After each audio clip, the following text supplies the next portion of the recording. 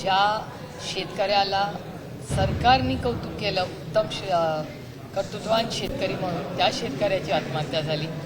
आज एका शिक्षकाची आत्महत्या होती। म्हणजे कुठलंही मूल लहान असतं, त्याला विचारलं की तुला मोठं झाल्यावर काय व्हायचं, तर आई वडील आणि आपला शिक्षक ह्याला आपण देवाच्या जागेवर देवानंतर कुणाला पूजतो तर आई वडील आणि शेतकरी आणि शिक्षक। आता ह्या परिस्थितीमध्ये शेतकऱ्यांची आत्महत्या असेल किंवा ही दुर्दैवी झालेली ह्या शिक्षकाची आत्महत्या असेल, हे खूप चिंताजनक आहे।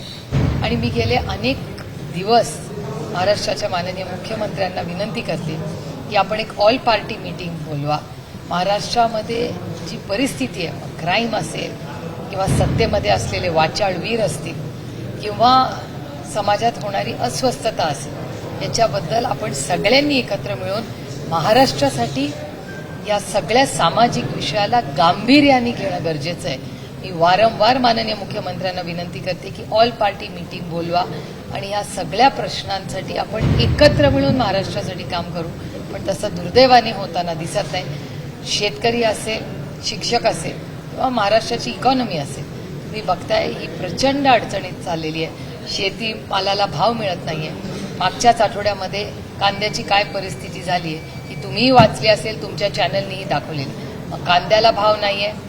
यावेळेस गव्हाचं रेकॉर्ड प्रोडक्शन देशात झालेलं आहे। प्रचंड कष्ट आपल्या शेतकऱ्यांनी केलेत, पण त्याला एक्सपोर्टला बफर स्टॉक ठेवल्यानंतर एक्सपोर्ट करा ही आमची मागणी आहे, त्याला न्याय मिळत नाहीये। सोयाबीनला ऑन रेकॉर्ड ज्यांनी ऑनलाईन भरले फॉर्म, त्यांचंही सोयाबीन वेळेवर विकत घेतलं जात नाही। कपासाची तीच परिस्थिती आहे, साखरेची तीच परिस्थिती आहे। त्याच्यामुळे शेती बाबतीत हे सरकार किंवा शिक्षणाच्या बाबतीत हे सरकार यांचं धोरण हे फक्त जाहिरापुरती आहे आणि दुर्दैव आहे की गंभीर विषयाबद्दल सरकार सिरियस नाही। मॅडम, ते पर ड्रॉप मोर क्रॉप म्हणतात ना, तर 3 लाख अर्ज पेंडिंग आहेत लॉटरी सिस्टीमाबाबत शेतकऱ्यांची इच्छा आहे करायची ठिबक, पण सरकारच पुढाकार घेत नाही। ठिबकचे पैसे गेले अनेक महिने 500 कोटी रुपये ठिबक सिंचनाचे महाराष्ट्राला जे हक्काचे आलेले नाहीत। एकीकडे पाणी वाचवा, पाणी जिरवा म्हणतात, पण हे दुर्दैव आहे की केंद्र सरकार आणि महाराष्ट्र सरकार ठिबकच्या बाबतीत अतिशय म्हणजे नैराश्याची भूमिका आहे आणि ठिबकसाठी अनुदान अनेक महिने नाही वर्ष रखडलेलं आहे या सरकारकडून।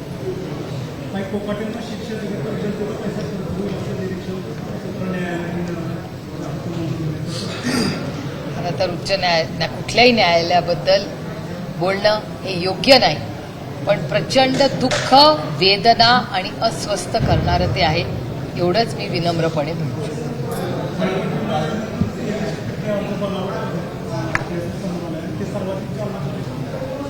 मला शेती खात्यातलं गेल्या अनेक वर्षातलं जो भ्रष्टाचार आहे तो आज राज्याच्या समोर येतोय। माननीय शिवराज सिंग चौहान साहेबांच्याकडे जेव्हा मी हे मांडलं तेव्हा त्यांनी on floor parliament on record सांगितलेले की मी या सगळ्याची इन्क्वायरी लावी। मागच्या आठवड्यात माझी त्यांची भेट झाली, मी त्यांना विनम्रपणे त्याची आठवणी करून दिली।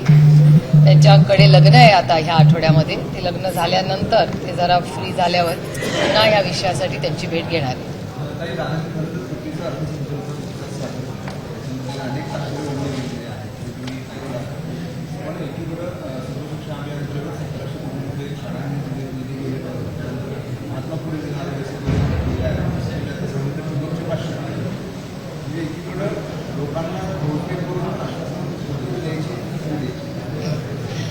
हे तुम्ही जो प्रश्न विचारताय हे सगळं आम्ही विधानसभेच्या आधीची आमची भाषण आहेत, हे अपेक्षितच होतं।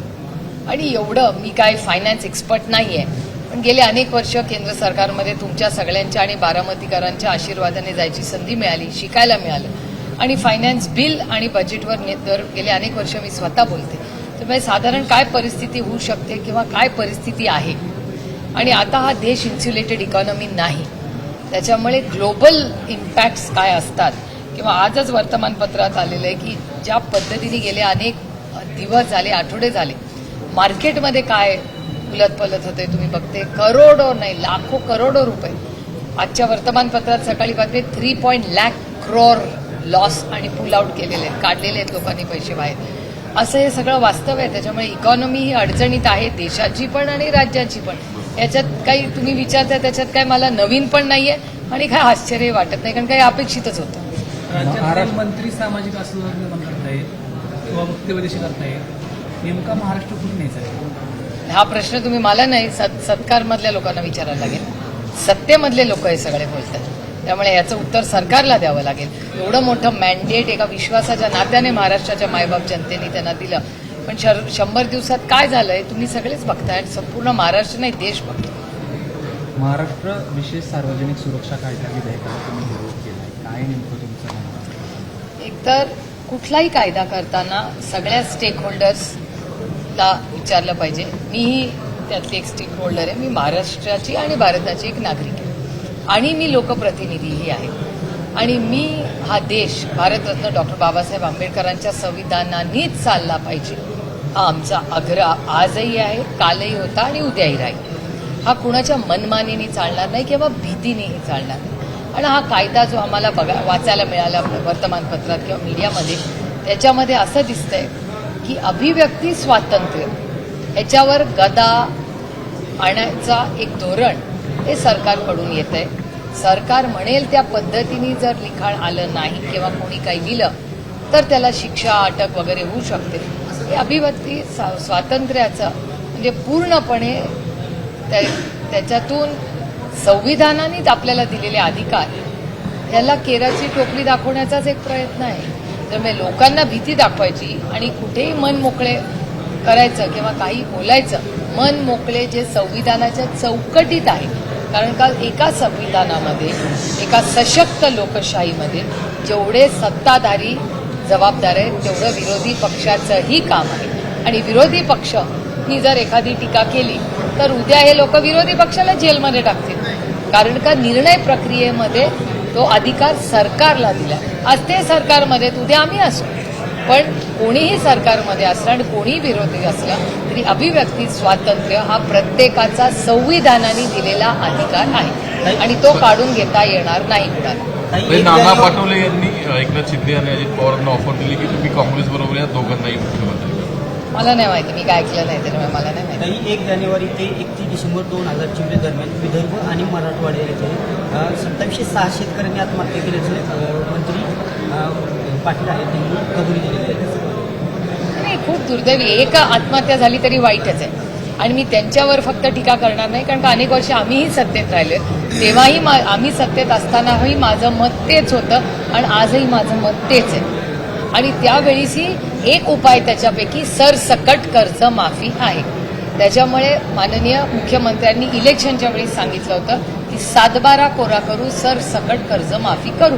तर सरसकट कर्जमाफी झाली तर चांगला हमीभाव मिळाला तर शेतकऱ्यांच्या आयुष्यात चांगला बदल होऊ शकतो. पण हे सरकार शेतीच्या बाबतीत आणि शिक्षणाच्या बाबतीत अतिशय नैराश्याची भूमिका घेतलेली आहे सरकारने पॉलिसी.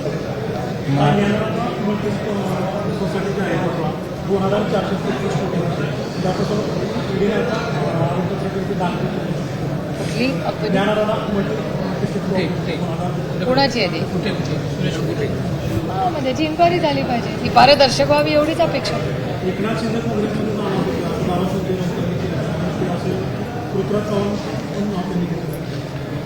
असेल. मी संजय राऊत साहेबांशी बोलून तुम्हाला सांगते, मला माहिती नाही त्यांनी काय स्टेटमेंट केलं, विचारून तुम्हाला उत्तर देईन उद्याच. महाराष्ट्रातून औरंगजेबाची कबर हटवा आणि एका बाबतीची पुनरावृत्ती होण्याची आहे ते विश्व हिंदू परिषद आणि बजरंग लवकरच पुण्याचं प्रकल्प आंदोलन असणार आहे, असं आपल्याला नाही, मला असं वाटतं ही मागणी काय आहे, कोणी केली आहे, या सगळ्याची तपास चर्चा ही ज्यांनी केली आहे त्यांच्याकडून आपण ऐकून घेऊया. काय आहे, शेवटी लोकशाही आहे, प्रत्येकाला बोलायचा अधिकार आहे आणि जो काही निर्णय असेल तो शेवटी महाराष्ट्राच्या माननीय मुख्यमंत्र्यांनी घ्यायचा. त्याच्यामुळे माननीय मुख्यमंत्र्यांना हा प्रश्न तुम्ही विचारला पाहिजे. जेजुरीच्या संदर्भामध्ये मल्हार त्याचं पिटिशन झालं, जेजुरीकरांनी विरोध केला आहे तर तिथलं विश्वस्त मंडळ आहे त्यांनी त्याचं स्वागत केलं. एका विश्वासांनी विरोध केला, एकटच असते. कसं बघता या म्हणजे त्यांचं म्हणणं असं आहे की जेजुरी ग्रामस्थांचं की मल्हार हा जो शाखारी त्या मल्हार नाव सोडून दुसरं कुठलंही द्यावं, या संदर्भात तुम्ही काय? मी तुम्हाला खरं सांगू, माझं म्हणणं आहे की या देशामध्ये हा आस्थेचा विषय आहे. माझी आस्था, तुमची आस्था, कुणाची आस्था, त्या आस्थेशी कोणीही खेळवाड करू नये या मताची मी आहे. कारण काही आमच्या आस्थेचा विषय, आमच्या प्रेमाचा विषय, आदराचा, विश्वासाचा हा विषय असतो. त्याच्यात कोणीही ढवळाढवळ करू नये माझं मत आहे. मी स्वतः वर्षातून 5 ते 6 वेळा जेजुरीला जातो आणि त्याच्यामुळे तो माझ्यासाठी वैयक्तिक हा फार मनाचा, आस्थेचा, प्रेमाचा, आदराचा विषय आहे. त्याच्यामुळे त्याच्यात खरंच कोणी कुणाच्या आस्थेत विश्वासावर पडू नये. त्याचा सगळ्यांनी प्रत्येकाच्या आस्थेचा सन्मान करावा या मताची मी आहे. आणि समोर त्याच लोकांना खूप विषय आहेत विचारायला. म्हणजे आज राज्यासमोर हे बोलायच्या ऐवजी त्यांना अजून मी प्रश्न देते की त्यांना जर लढायची इच्छा असेल, कुणालाही जे कोणी बोलत असतील त्यांना, की आज हमीभाव मिळत नाहीये, शेतकऱ्याला न्याय मिळत नाहीये. आज शेतीमध्ये प्रचंड भ्रष्टाचार महाराष्ट्रात झालेला आहे. त्याच्या इन्क्वायरीचं काय झालं? असे महागाई, बेरोजगारी, भ्रष्टाचार खूप मोठी आव्हानं राज्याच्या समोर आहेत. तर कोणीही उत्सुक असेल ह्याच्यात काम करायला तर आम्ही सगळे त्यांच्याबरोबर या प्रश्नांसाठी काम करायला तयार होतो. ठिबकचे पैसे आले नाही आहेत, पुरंदरला पण आलेले नाही आहेत. याही काळामध्ये कुणाला जर सहकार्य करायचं असेल तर त्याच्यासाठी आंदोलन करायचं असेल तर मी त्यांच्यावर आंदोलनाला बसीन, ठिबक सिंचनाचे पैसे नाही आले म्हणून. थँक्यू. प्रकरणात निलंबित असलेले 2 अधिकारी न्यायाधीशांसोबत पूर्वक घेताना आणि नियमाने मी सगळ्या चॅनल्सवर पण पाहिला, मलाही काही व्हॉट्सॲप आले. ते प्रचंड अस्वस्थ करणार आहे. आणि बीडची घटना असेल, मग त्याच्यात संतोष भाऊची क्रूर हत्या असेल किंवा महादेव मुंडेंची हत्या असेल किंवा परभणीची घटना असेल, त्या अतिशय संवेदनशीलपणे ह्याच्याबद्दल आपण सगळ्यांनी वक्तव्य केलं पाहिजे. एक आणि दुसरं, जे कोणी कुठलीही व्यक्ती जी डायरेक्टली इनडायरेक्टली या सगळ्या खुनांमध्ये ज्याचा कुणाचाही हात असेल त्या सगळ्यांना शिक्षा झालीच पाहिजे. आणि सगळ्यांची भावना महाराष्ट्रात आणि देशात आहे की अशी क्रूर हत्या करणाऱ्यांना फाशीची शिक्षा झाली पाहिजे, ही सगळ्यांचं मत. थँक्यू. थँक्यू. एक शेवटचा प्रश्न साहेब. बोला ना. ते एक मिनिट, मीडियावाल्यांचं उद्या मग झालं, आपण झालं, छान गप्पा झालं, मारू. झालं. तुमचं झालं का सगळं? एक मिनिट, मीडियावाल्यांचं उरकते मग आपण शांतपणे बोलू ना. ते मध्ये मध्ये उलटे सुलटे प्रश्न विचारतात. तुम्ही 5 मिनिटं थांबा, तुम्हाला 1 तास वेळ देते. त्यांचं उरकून टाकू गाईमध्ये. महाराष्ट्र सुरक्षा कानून पापडी ये बिल्कुल फ्रीडम ऑफ स्पीच ये देश के संविधान में दिया हुआ अधिकार है. भारत रत्न डॉक्टर बाबा साहब अम्बेडकर ने जो संविधान इस देश को दिया, जो समता की भाषा आई, उसमें फ्रीडम ऑफ स्पीच ये अधिकार सबको दिया हुआ है. अगर उस पर ही आप रोक लगाएंगे और सरकार तय करेगी कि ये विरोध में बोल रहा है उसको जेल में डालो, ये कैसे हो? तो इसको एक सशक्त लोकतंत्र को ये शोभा नहीं देता. एबीपी माझा, उघडा डोळे बघा नीट.